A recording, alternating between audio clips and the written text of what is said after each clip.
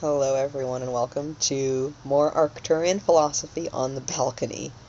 Um, just because it's nice sitting on the balcony, and also they tried to blink the carbon monoxide light at me again, which really I know is a scare tactic. What will happen inside of the complex that I live in, all of these apartments here, they have carbon monoxide detectors. But I thought, why would I need one of those? Well, you need one because that's when the Greys spray it at you or whatever and try to convert you to their dark shit. So they blinked the light at me today just for a second because I was changing the paper that I had it covered with, and I just said, "You're a light. You are just a light on an electronic appliance, and you're irrelevant." But I thought, you know what, it stopped raining, so that's a perfect excuse, either way, to go out on the balcony. And also, I was very fortunate today. I was very fortunate to end up apparently getting into contact with someone who is also Ashtar Command. And, because of what had happened with Zachariah from Human Colony, Zachariah, that kid, he cut his hair, by the way, all of you who watch the channeling are like, oh yeah, that kid, he's so great. Cut his hair short, but whatever act, or whatever changed, he's not what he looks like on there. He outright tried to force me to commit suicide through his telepathic abilities, so, after pretending to be friends with me. And so that scenario ran through my mind after I stopped talking with this person, and suddenly it was Ashtar. Suddenly I don't have very good two-way telepathy yet, but it felt like something suddenly broke through, and I heard well, I knew it was definitely Ashtar Command Origin, and I heard, "Krista, we told you talk to this one. We told you that. It was Cryon that said talk to Zachariah. Remember, we're different a little bit. And you know about that. You know about that where almost nobody else appears to, because of what you intercepted, meaning what would have been Agenda 21's nuclear attacks. And also, still for the people who just don't believe that at all, it's okay if you don't believe it, it's fine with me, but, it's fine with me if you don't believe it, but it's not fine with me that everyone in my area is trying to assassinate me over the fact that I did actually stop those things, and did actually do it with my mind. Word of warning to all the idiots who live here. Yeah, there's some really specific idiots that live across from me, who are bred very much for this. Now what they need to remember is that I was also originally attempted to be bred for control. And so, they figured out, oh, we can't assassinate her exactly, but we can do things to make her life hard. But you see, in the reptilian culture, if you suddenly offend somebody or do something, you literally risk getting your head eaten off. I mean, they,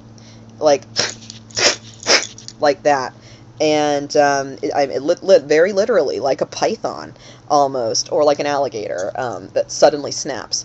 And so, what the reptilians here, who are in human bodies, or who are humans that are complicit with the whole thing, are not really getting through their heads, is that, oh, this girl was bred for our style of control, but she broke out. But we do stupid stuff to her, and she, because she's got some of our genetic coding, can just go at us like a great horned owl, because I have one as an animal, and suddenly, in the blink of an eye, bad things happen. And so that's something that I have to learn to control. That was something that I remember I described at one point. I'll probably have to describe it again in some video. Having a kind of psychopathic mind, that myself and my brother were both born with, and that we knew we inherited it from our father or from our parents somehow. We knew it was inherited and biological, regardless of whatever it was. But,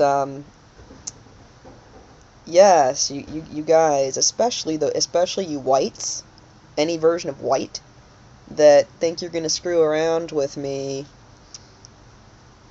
everybody has figured out that, every single time we push that girl to do something,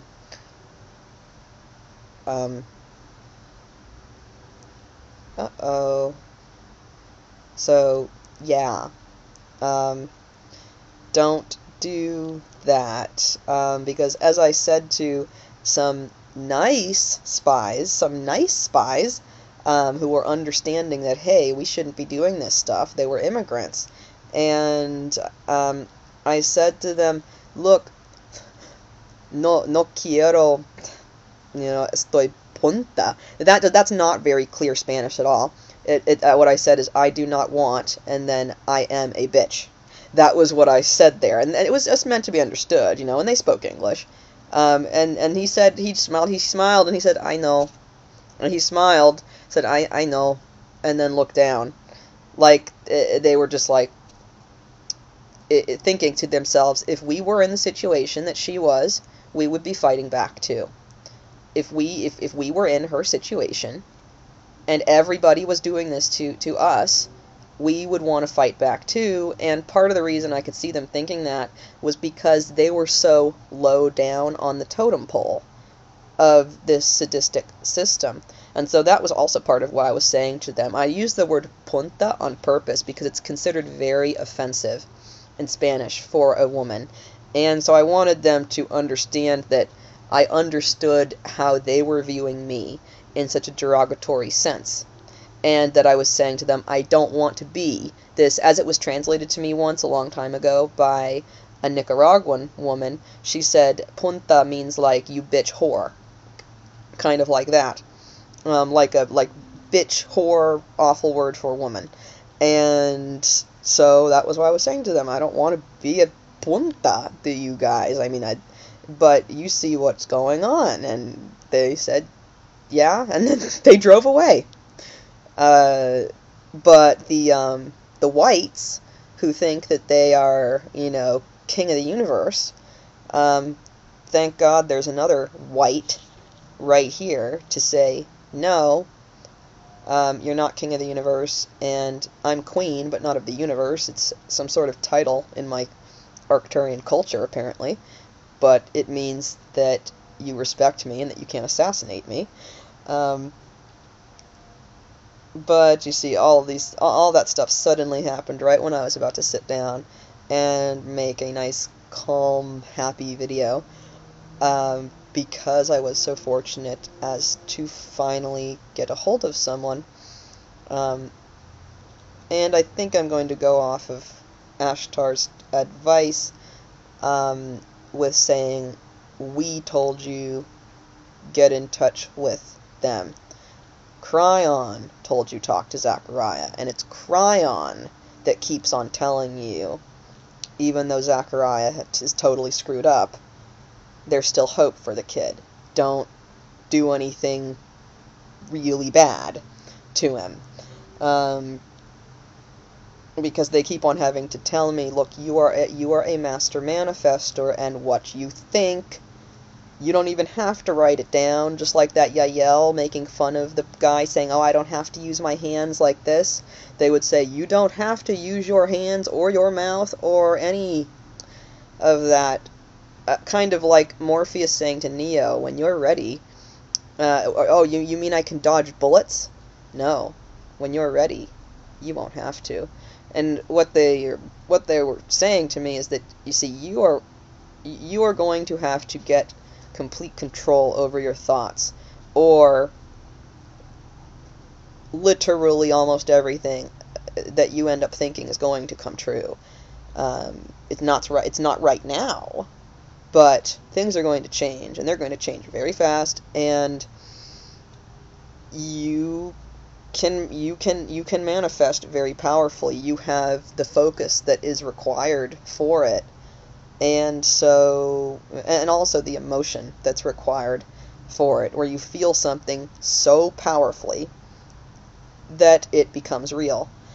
And I don't know really how to describe it so much other than that, or like stopping the nuclear war, or what would have been a nuclear attack, stopping whatever systems or whatever was needed to do to actually stop it. No one would actually show me or tell me, so I can't tell you about what tactically happened, who did what or where. That's on purpose because they're far too smart to tell a human who has no telepathic shielding what they're doing, obviously. Right now, for all of you who are familiar with mind control, I mean, a lot of my thoughts are monitored. So if I was told, oh, plane such and such was doing this, and this person was doing this, that person was doing that, you intercepted this, and then we did this, if they told me that, that immediately places the information in jeopardy of being taken by the other side. So that's why, they tell me you are also safer, because if it is known that you know that information, but somehow they can't extract it from you.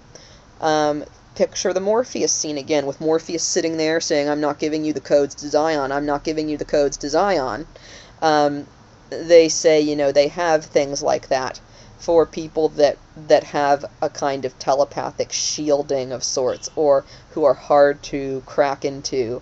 And by literally not knowing anything, they can't even waste their time doing that. To me, it's literally a waste of their time, and since money is so important to them, waste of their money, because the people doing the torturing, they say, hey, where's my paycheck? A lot of this is all connected to money, and that's part of how when we eventually create a kind of system using no money, that's how all this stuff is going to come down. I mean, the concept of not using money is going to be so strange to most people, except for my brother, who was born way ahead of his time. The concept of not using money is going to be so strange to most people that it's going to be hard for us to actually incorporate that into Earth society. But once we finally, this is something that I discussed with the other person, with the Ashtar command, I hadn't really thought about this, but getting the full Earth disclosure of alien presence, because it's getting to the point where we have to actively, just say, hello, yes, the aliens are here, and actually, they've invaded our planet and are controlling us as slaves. And there are these other aliens here that have shown up to try and say, hey, you idiots, stop it. Leave these humans alone. They're precious creatures. Leave them alone. It's getting so obvious where your average Joe is looking up in the sky and seeing some sort of gray or human triangular shaped craft that eventually someone's going to have to say something. With Project Camelot. Now I do have to disagree with Stephen Greer. Part of the reason that Stephen Greer is being left alone, I can tell you right now, is because he believes all the ETs are benevolent. And I'm very happy for him for having a positive experience somehow with Greys. Yeah. I am very happy that you had a positive experience, Dr. Greer, but most other people that encounter Greys, Yaels, or human hybrids of those variations don't really have positive experiences with them, such as the injection mark on my arm. How about right before it's gone, let's make sure and get it again here, where...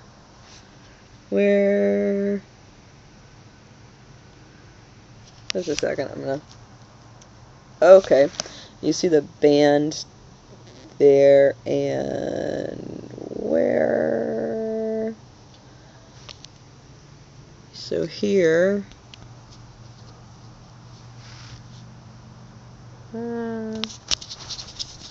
it showed up here. There. See, where I'm pointing my finger is where it is. And there. So you can just hardly see that mark there, the red mark, because it's healing up a lot. But so Dr. Greer, no, and I can tell you for sure. And also Alex Collier, where he says, I will say that with my last breath. No, not all ET races are benevolent. I was kept in a reptilian prison for 17 days while they all actively tried to break my bones, and I'm living in a complex where people are learning, but they're not people. They're reptilians, because we were ambushed by a bunch of reptilians, and the people who resisted were killed.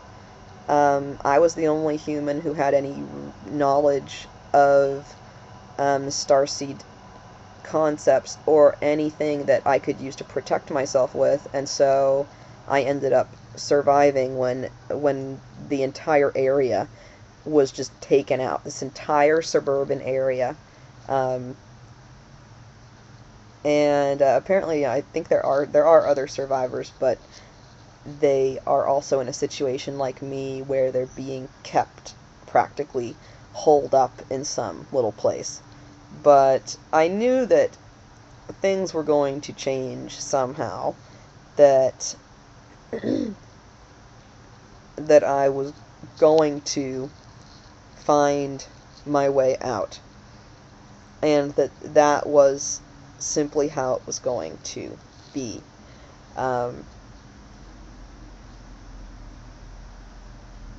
So I'm very grateful for having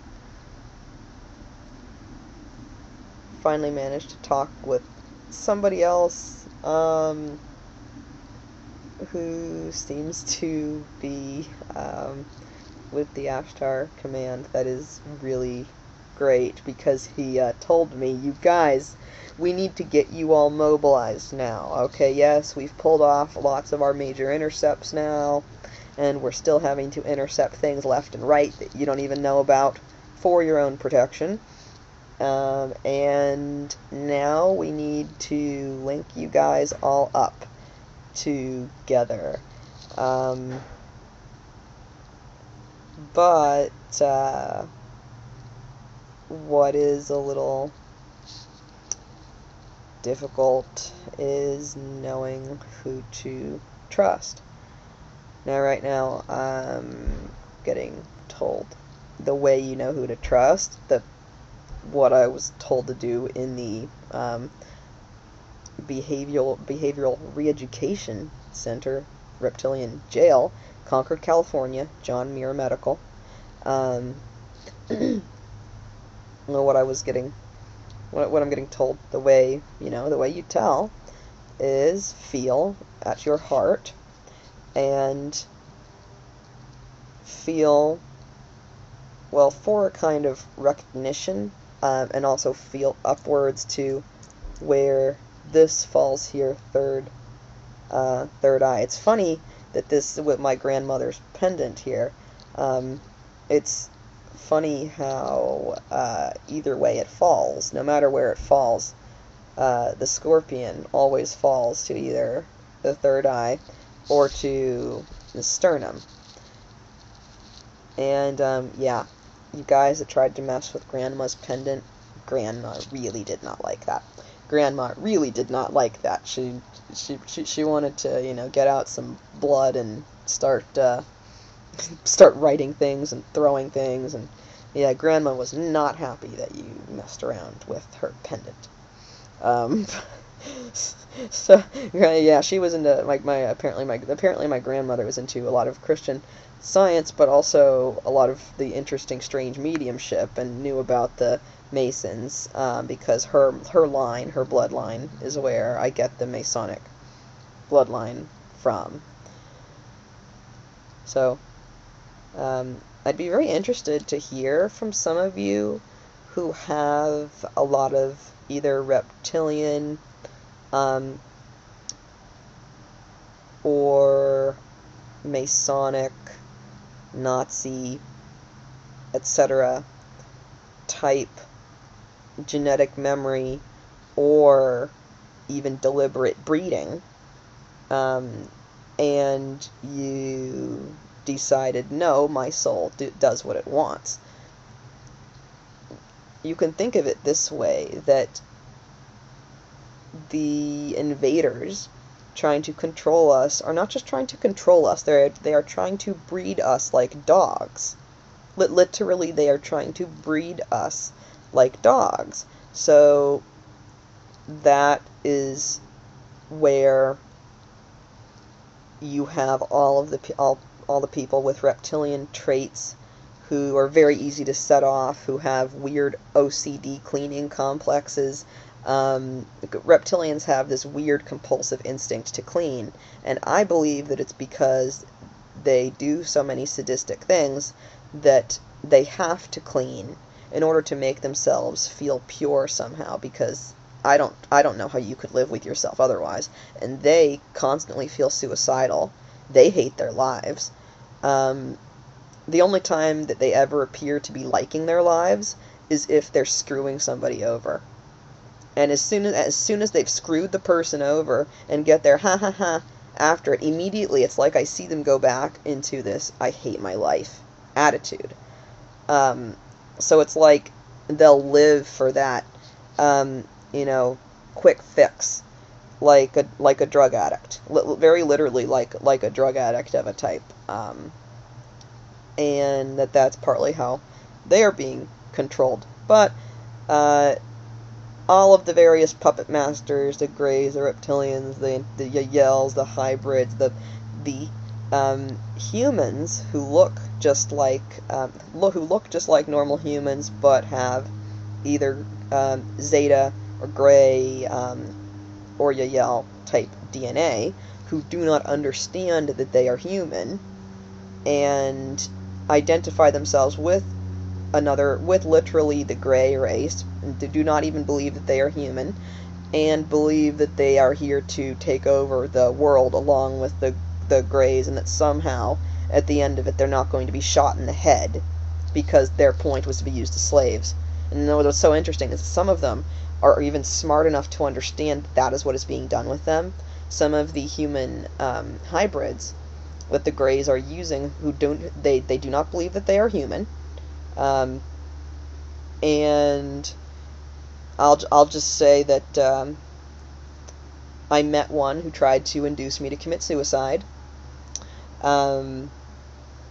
and so they don't believe that they are human, and basically believe that they are some sort of kind of robot drone type thing, but not like a robot. They'll also have implants of various types to enhance their abilities, but also to completely control them and keep them on leashes. And some of them, if this means anything to you, Cryon style, if this means anything to you, some of them know that the idea is use you until maybe the age of 30, until you've exhausted your peak usefulness, and then shoot you in the back of the head. And these, people that do not believe that they are humans, will still actually go along with it. But this is where Cryon says this, because Cryon knows all about the mind control. He had to go through it in a reptilian body. So that's why it would be Cryon telling me, okay, don't talk to that certain person, but don't talk to Zachariah, but look at book 1 and look at what I told people. I told people to get implants. I did horrible things. But look at book 12, and you walked around with book 12 like it was the Bible. So, don't give up on the kid, okay?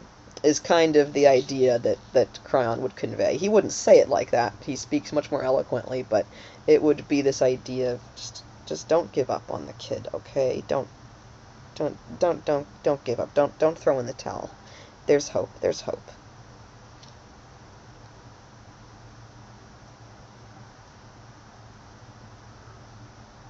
And it's interesting, this brings my attention to um, how I was being told today that there are, okay, and this, I just got told this is associated with human colony, apparently, slaves on the moon and Mars.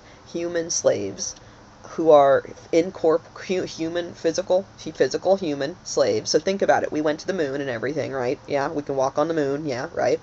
But also, we have extra-dimensional technology now.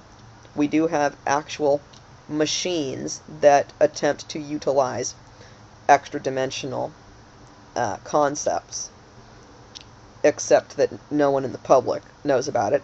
The cops do know about it to a degree. I can tell that they know because I'll see them thinking it.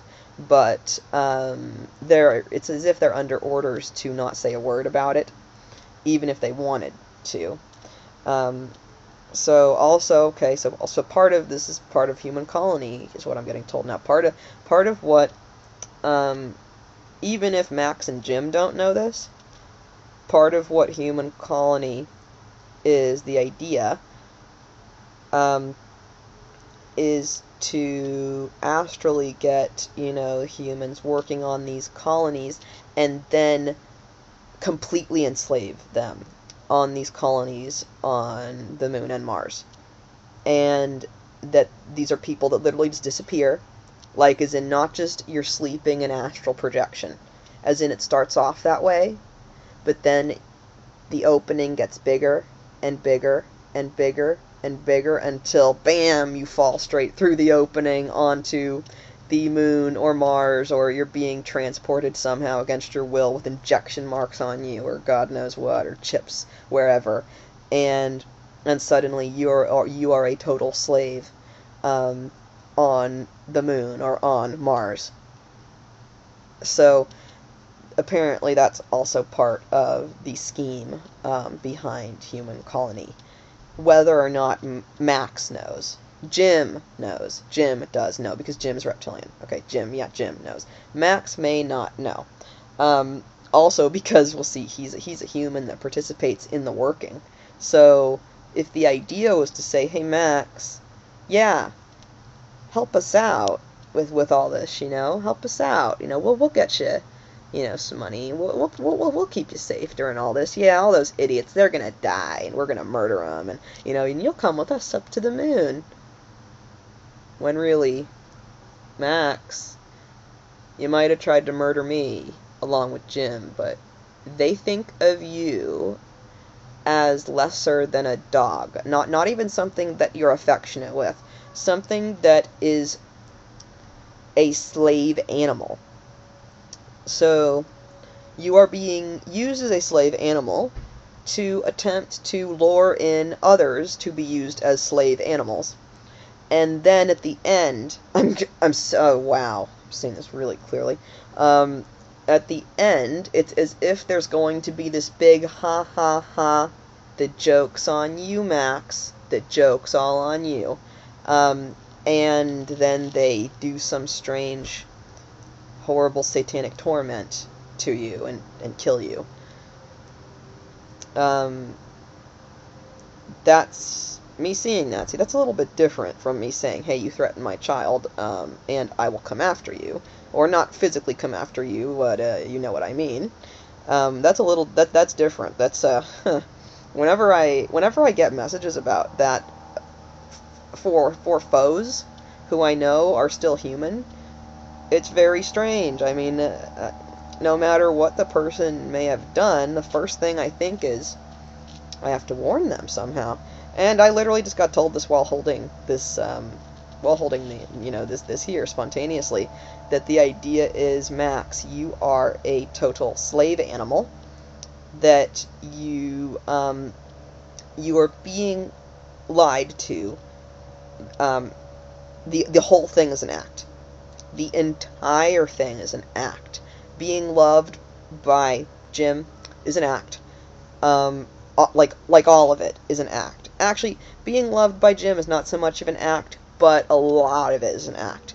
And then the partnership that Jim has with the Yael, and with the Greys, he's getting jerked around. Okay, Jim, so you are getting jerked around by different Greyer species, but because of what you're doing, how you're luring people in like you are, and doing it so convincingly, they're it's like they're giving him privileges of some kind, or treating him with some more degree of respect for that reason, because, oh look, he's doing a good job getting us slaves. Um, but with you, Max, like, you don't get it. At whenever they think, oh, he's exhausted our usefulness, they're going to pull a huge, like, roast type thing, literally, to fire and everything, um, and demeaning, and how everyone hates you, and everything that you guys try to do to me. That's what they're gonna do to you, Max. That's what they're gonna do to you. Um, you tried to assassinate me, but whenever I get messages like this, like I also got a message a while back that whatever possesses my mother now is planning or plotting to kill my stepfather somehow in a kind of accident or illness, um, because of how my stepfather abused my mother, um, for all that time that they were married. They literally they would not sleep in the same room because he got rough with her in bed and scared her. And she told us children that, oh, he snores too much. She didn't tell us the real deal until finally I got it out of her, only maybe a year or two ago. Um, so, yeah, human colony humans, you are screwed. I mean, like, you are screwed big time.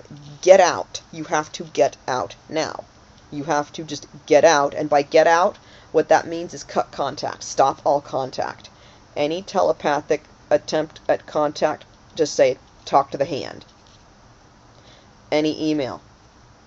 Any pictures and messages, anything. Delete, delete, delete, delete, delete.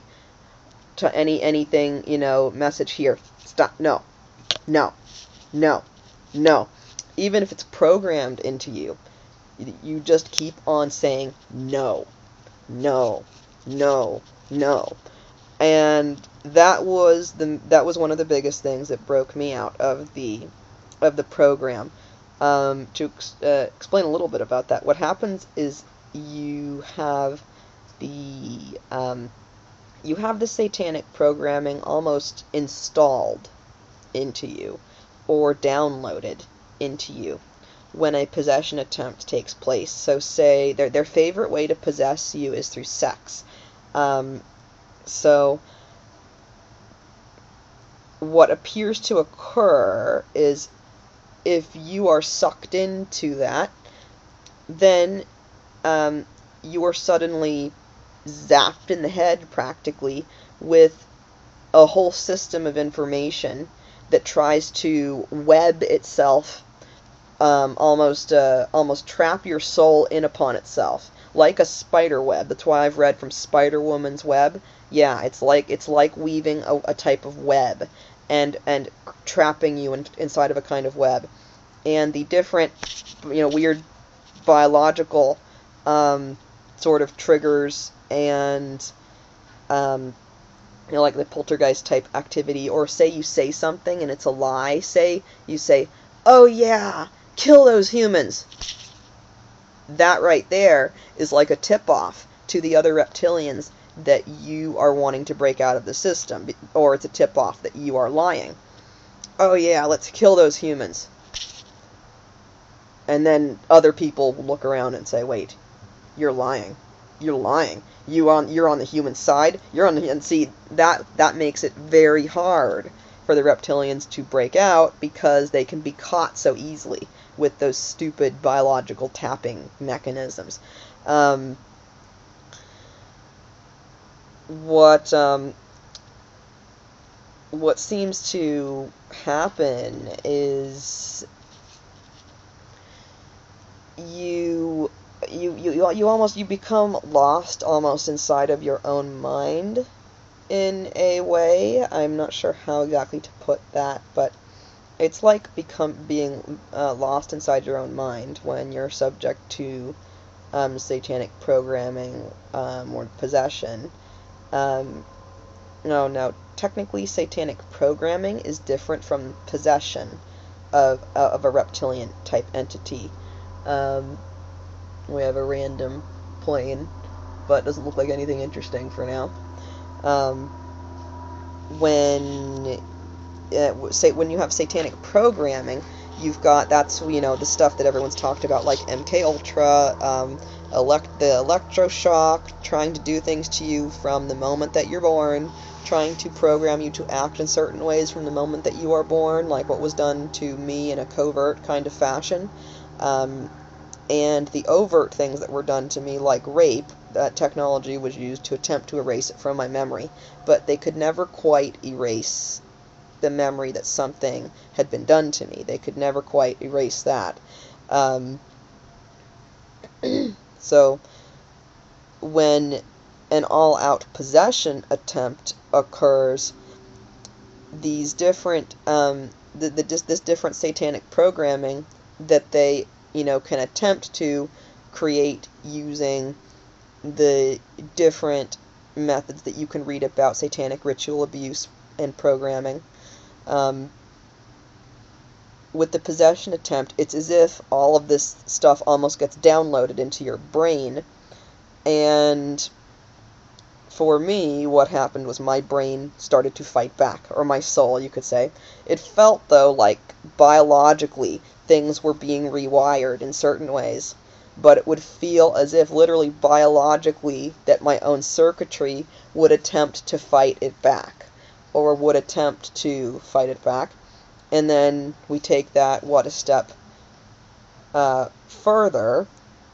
All physicality is originated in that what we would call the spiritual.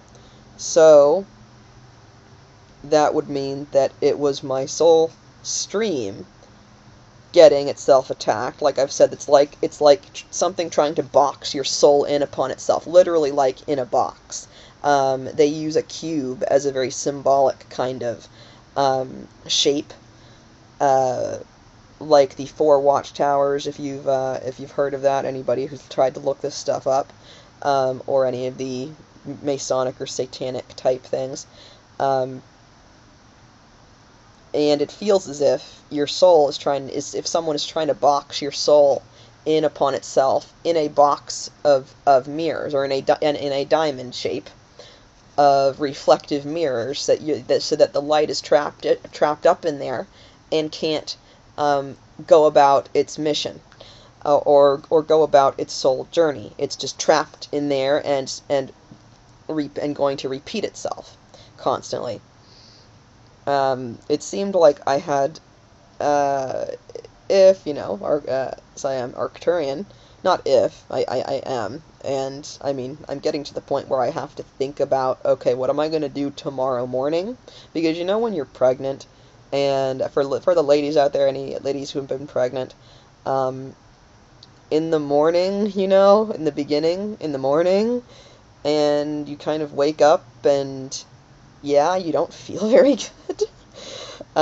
It's sort of getting to like that, where I have to think, okay, what am I going to do tomorrow morning to make sure that I stay calm?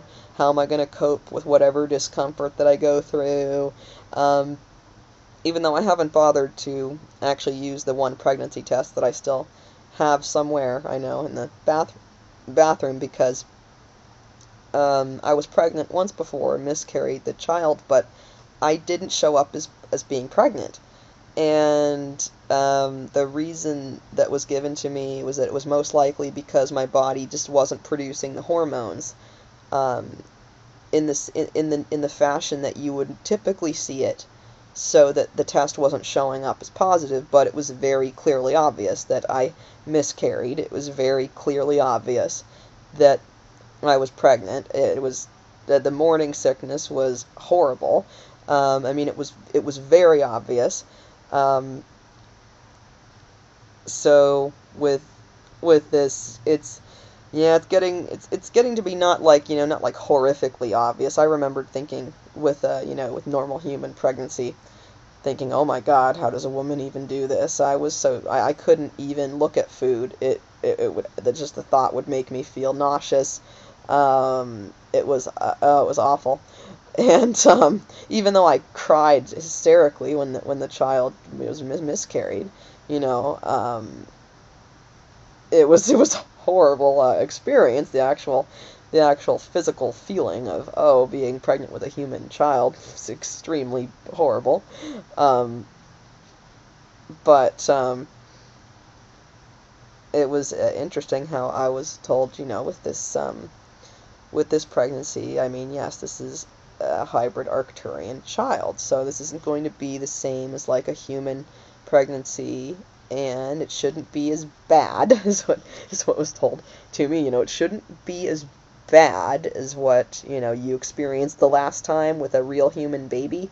You shouldn't you should not have the same thing. The baby's not as large, because remember, Arcturians are small and thin, um, and only, like 4 to 5 feet tall, right? Um, so I kept getting told, no, don't, don't worry, everything's going to be fine. And plus, the child is going to be aware of all of these things that you had to learn. They're not going to have to go through this learning process that you did.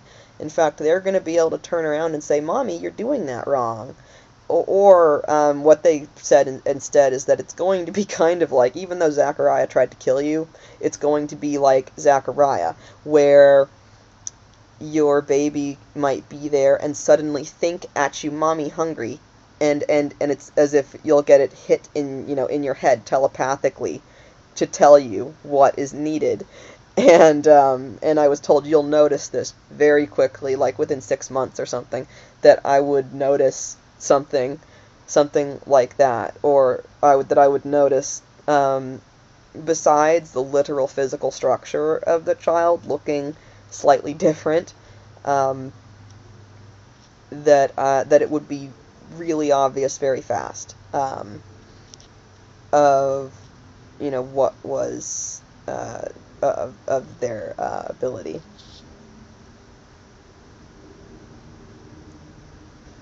So all I wanted to do, see, I'm still so bad at this concept of making the blog short.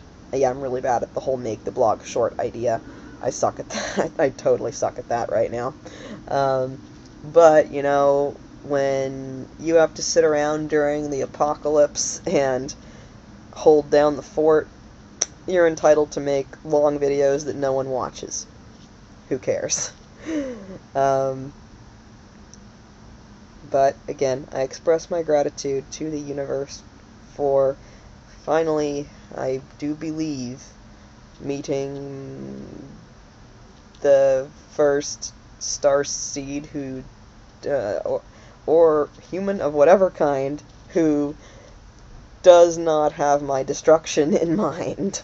That is a very nice thing to be able to think about. I mean, obviously, you can think to yourself, well, not everybody must want to kill you. Yes, I know that, but when everybody that you end up coming into contact with has been ordered to do something to you or harm you, or like what I was talking about, these two Mexican guys outside, because I used to live on the border of Mexico, and because they would be able to see that in my memory. I mean, I had a lot of respect for the Mexican immigrants after I finally got a job. It sucked having no jobs down there, but after I got a job, I realized, wait, when I was in Mexico, they came here because their lives are horrible. Oh my God. We have to help these people, and we're being rich bastards, and oh my God. And see, they know that I sympathize in that fashion, but they also knew that, hey, she's just being a normal person saying, "Look, I'm not going to let you kill me. Look, I'm not going to let you spy on me. You know what? Look, get out of this. Here, I know you don't live here. Look, go away." And, I mean, the person who lives over here is trying to kill me. I mean, like, how else do you expect me to react? I'm sorry. And that's where I said to the guys, I don't want to be a punta. I don't want to be a bitch whore, you know, like, to you about this. And he said, I know. I know. And he actually meant it. He actually meant, I know. I know that, you know, you're, at this point, you're really just, like, all these people wanting to kill you, and what you did was try to save everybody.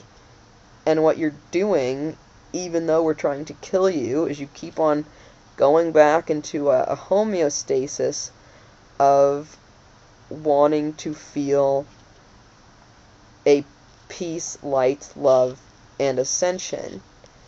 And that's what everybody in the complex keeps trying to throw off. They keep trying to throw me off on that, or just do random things to be idiots and just do random things. But, okay, I'm getting told, Krista, this is like what your psychologist told you. Your psychologist said to you, you are coming to try to change yourself to see me. Your mother, she's not making the initiative or taking the initiative to change. She clearly doesn't want to change anything. But you can change. You're the one taking the initiative. You're the one who wants to be seeing me.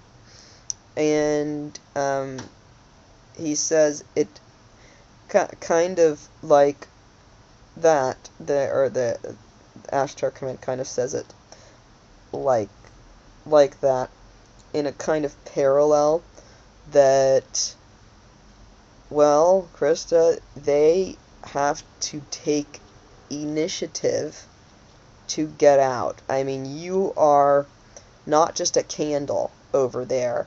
You are bigger than the biggest neon sign that you have ever seen that is plastered up, you know, mile high in the air, saying, light, light, light.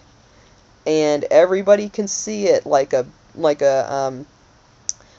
big lighthouse, like a huge lighthouse. Everyone can see it, but they have to take the initiative to walk there and climb up the stairs. And also given this analogy of anybody, also this is going to be funny for you New Yorkers, anybody who has actually done the climb to get up to the top of the Statue of Liberty.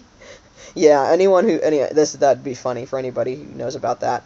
Anybody who's tried to actually get up to the top of the Statue of Liberty, yeah, you can do it, and look out, you know, the windows and stuff. It's supposed to be her crown and everything.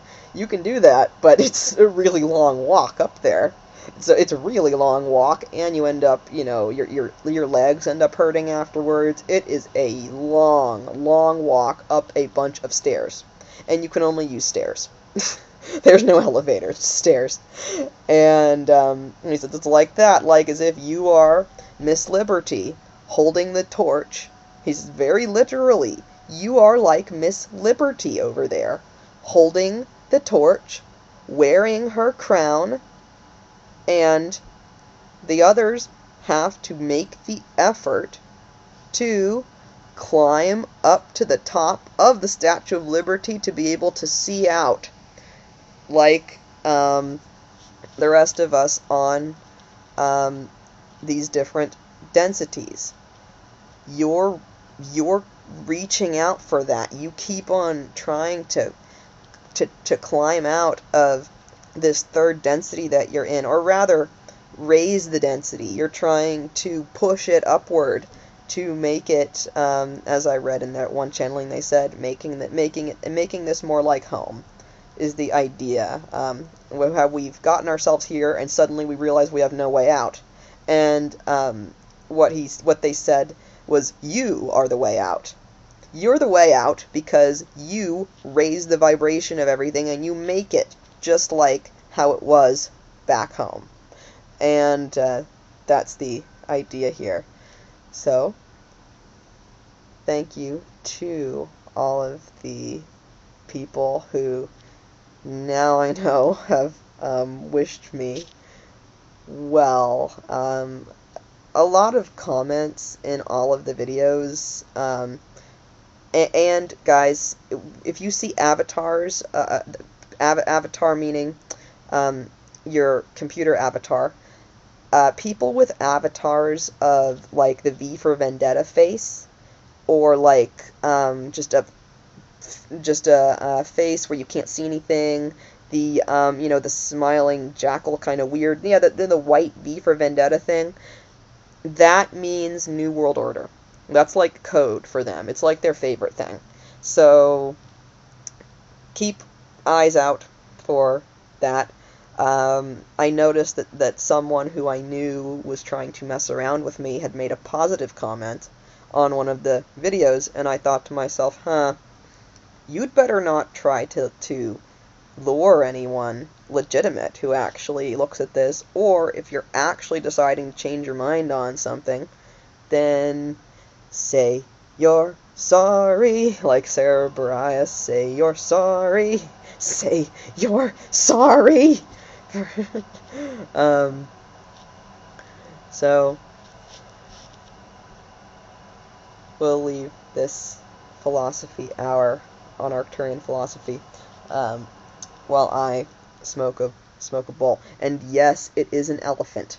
I had a way better elephant, but the stupid police in Georgia, you people in Georgia, the police in Georgia, they took my original elephant, which was a really beautiful blue and purple elephant. And now I know why would I be loving a blue and purple elephant. What does Ganesh do? Ganesh the elephant busts down barriers. And what do indigos do? They bust down barriers. So having having a literal indigo fumed elephant like this, but done much better with the blowing and fumed and good silver fumed and in indigo color. Oh, of course I would love the elephant. Funny story. The cop said to the one cop, "What's that, sir?" "It appears to be an elephant." That is what the Georgia cops said. That they pulled us over because there was an outed tail light. That was our crime, an outed tail light. And then they used that excuse to order everyone out of the car because we were in like a VW bug type thing and looked like hippies, and they just looked like people that we could be that could be harassed. And I said to them, "Look, I live in California. This is legal." And he said, "Well, you're not in California." But I was like, but still, excuse me, where I'm from, I happen to be traveling. What do you expect me to do? I'm not trying to break your law. That's why I live in California. Like, you guys can stay in Georgia and do your weird stuff in Georgia, okay?" The one guy says, what's that, sir?" "It appears to be an elephant." And then I was shaking, but suddenly that indigo rage, or not rage, but that fire came up in me, and I said, "Yes, it is an elephant." So, yes, it is an elephant. A big elephant in the room, which is that we are going to free humanity from slavery. And with that thought, and elephants that bust through barriers, we say goodnight on Arcturian philosophy.